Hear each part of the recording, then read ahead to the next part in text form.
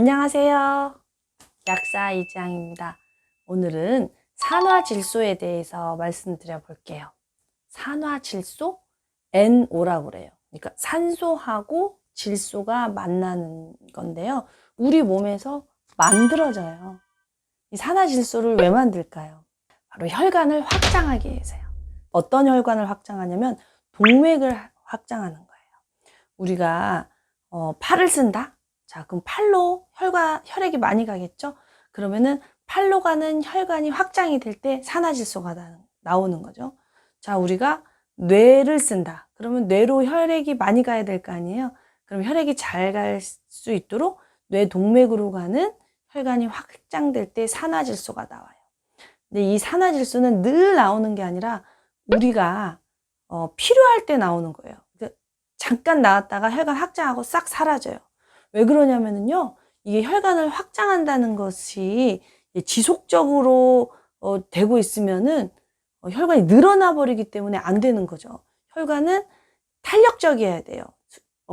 이완할 때는 이완하고 수축할 때는 수축하고, 그래야 이 혈액이 쭉쭉쭉 흐르고 다시 돌아오고 이럴 거 아니에요. 그래서 산화질소라는 것이 우리가 필요로 할 때, 만약에 우리가 운동을 해서 허벅지를 막 쓴다. 그럼 어떻게 되겠어요? 허벅지 쪽으로 혈액이 가야겠죠? 그럼 허벅지 동맥 쪽으로 혈관이 확장되고, 이런 식으로 필요할 때 나타났다, 사라졌다, 나타났다, 사라졌다 하는 건데요.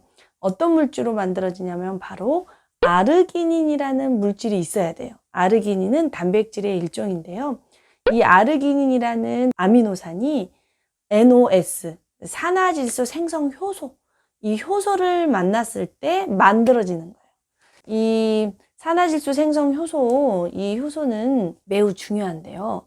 왜 그러냐면 사실 산소하고 질소가 만나면은 상당히 많은 활성산소가 만들어지기 때문에 이게 어떻게 보면은 용접처럼 위험한 거거든요. 산화질소를 만드는 작업이 상당히 우리 인체로서는 위험한 일이에요. 어떻게 보면 산소 질소 만나서 산화질소 딱 생성하는 게. 그래서 이때 생기는 어떤 활성산소를 빨리 없애줄 수 있는 물질들이 많아야 돼요.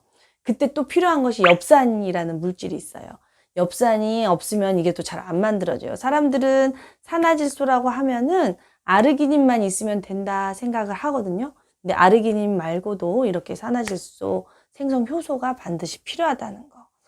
자, 이 산화질소가 중요한 거 이해되시죠? 그런데 이 산화질소가 정말 중요한 이유는 뭐냐면, 이 산화질소가 있어야 신장에 있는 동맥이 확장이 돼요. 자, 신장에 있는 동맥이 만약에 딱딱하면 어떻게 되겠어요? 신동맥으로 혈액이 잘 가지 않으니까 혈압이 오를 수가 있는 거죠. 혈액량이 많아지면 혈압이 오를 수 있잖아요. 그래서 산화질소가 잘 생성이 되는 사람들이 혈압이 잘 안 올라요. 그래서 그 신동맥이 딱딱하게 굳어서 혈압이 오르는 사람들한테 이 산화질소가 잘 생성되게 하는 조건, 그러니까 아르기닌도 먹고 항산화제도 먹고, 산화질소 생성 효소는 항산화제라고 상상하시면 쉽거든요. 이 활성산소를 없애는 물질이다라고 상상하시면 돼요. 이 항산화제를 많이 먹고 아르기닌 많이 먹고 이런 식으로 하면은 신동맥, 신장, 콩팥 동맥이 말랑말랑해지면서 혈액이 잘 회전이 되면서 혈압이 뚝 떨어지는, 그래서 고혈압 조절이 잘 되는 게 많이 보고되고 있거든요. 이렇듯 이 혈관을 유연성이 굉장히 혈압에 중요합니다. 또 이 산화질소가 어디에 필요할까요? 네, 남성 기능을 향상시키는 데 상당히 도움이 되죠. 자, 산화질소가 혈관을 확장한다 그랬죠? 남성의 성기능을 발기가 잘 돼야 되잖아요.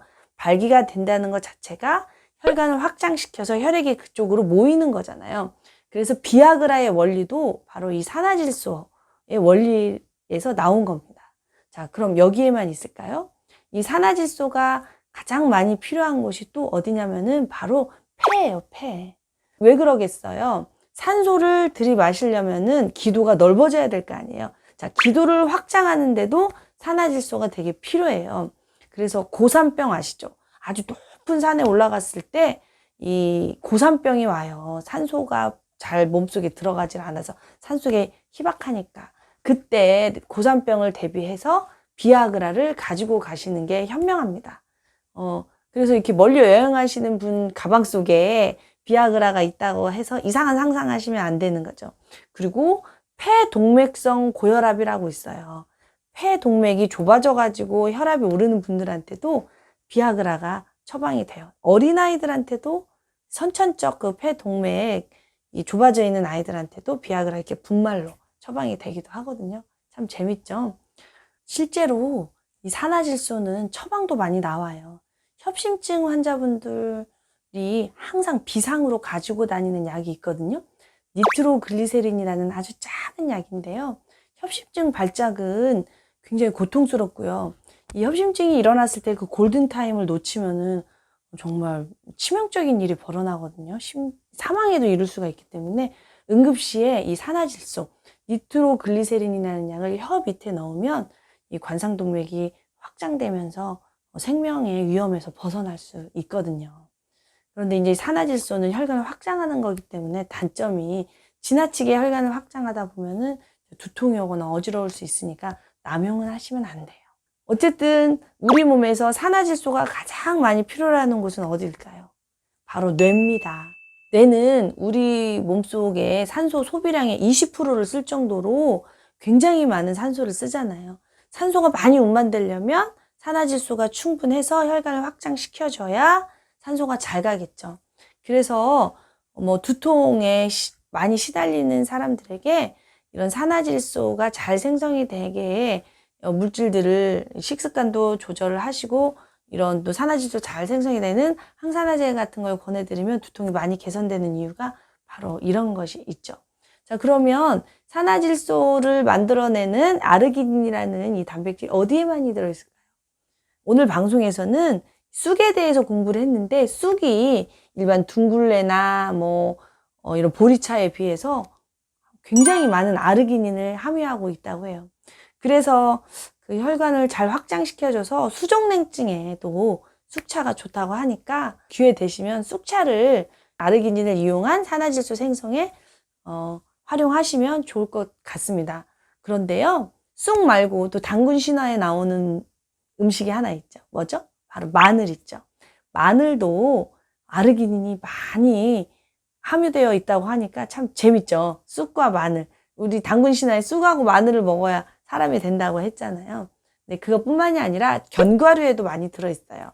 해바라기 씨에도 많이 들어있고 또 어디에 많이 들어있냐면 남성들의 정력에 도움이 된다는 굴이나 장어나 전복 이런 거에도 많이 들어있어요. 또 시금치 같이 푸른잎 채소에도 많이 들어있고. 자, 그러니까 사실 아르기닌은 자연에서 온 음식에는 다 굉장히 많이 들어있다는 거죠. 그래서 우리가 혈관이 이렇게 낭창낭창하지 않고 자꾸 수축이 되고 혈액 공급이 잘 안 되면은 우리가 자연에서 온 식품을 많이 먹어야 되는 이유가 바로 여기에 있는 거죠. 공장에서 온 음식들은 아무래도 이런 물질들이 적게 들어있을 수밖에 없죠. 항산화 요소가 많이 없잖아요. 공장에서 온 음식들은. 그렇기 때문에 우리가 혈관 건강을 위해서는 이런 음식을 잘 드셔줘야 될 것 같습니다. 이 산화질소에 대해서 또 재밌게 해드릴 말씀이 많아요. 예를 들어서 산화질소가 어디에 또 쓰여지냐면요. 대식세포에서 쓰여져요. 그러니까 면역세포가 이 산화질소를 이용해서 나쁜 균과 싸워요. 그러니까 염증이 있잖아요. 그럼 이 산화질소의 생성량이 늘어나요. 자, 근데 산화질소가 생성이 될 때 아까 엽산이 꼭 필요하다고 말씀드렸잖아요. 이 엽산이 꼭 필요한 데가 또 어디 있냐면 세로토닌을 만들 때 또 이게 필요하거든요. 그러나 이 염증이라는 건 우리 몸의 이급 상황이기 때문에 이 산화질소 만드는데 엽산이 다 쓰여져 버리면 세로토닌 만드는데 엽산이 못 쓰여지겠죠. 그래서 세로토닌이 덜 만들어질 거 아니에요? 그래서 우울증에 올 수가 있어요. 그러면은 우울해서 염증이 잘 생기는 건지 염증이 많이 생겨서 우울해지는 건지 어쨌든 질병이 있으면 우울해지는 건 사실이잖아요. 근데 이런 재미있는 관계도 있어요. 이런 것들 몸에서 일어나는 일은 다 이유가 있고요. 그게 다 유기적으로 연결되어 있다는 거. 이런 거 여러분들에게 말씀드리면서 정말 중요한 것은 약장이 아니라 밥상에 있다는 거. 물론 도구로서 건강식품을 활용하는 거는 권장해요. 그러나 밥상의 기본을 지키지 않고 무조건 그 영양제로만 해결하려는 것은 한계가 있어요. 저도 영양제 많이 먹는데요. 항상 그래도 기본적으로 자연에서 온 음식으로 밥상을 꾸리려고 노력을 한답니다. 여러분들도 이 방송 보시고 자연에서 온 밥상으로 건강해지시길 바라겠습니다. 감사합니다.